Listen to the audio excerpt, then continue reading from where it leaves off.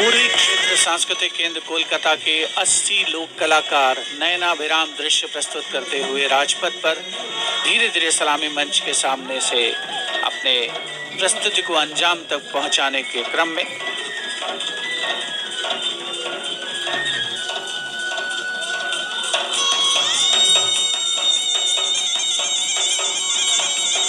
इन लोक कलाकारों के बाद अब बारी है mount Abu public school Rohini और विद्या भारती स्कूल रोहिणी दिल्ली के 38 छात्र और 54 छात्राओं की,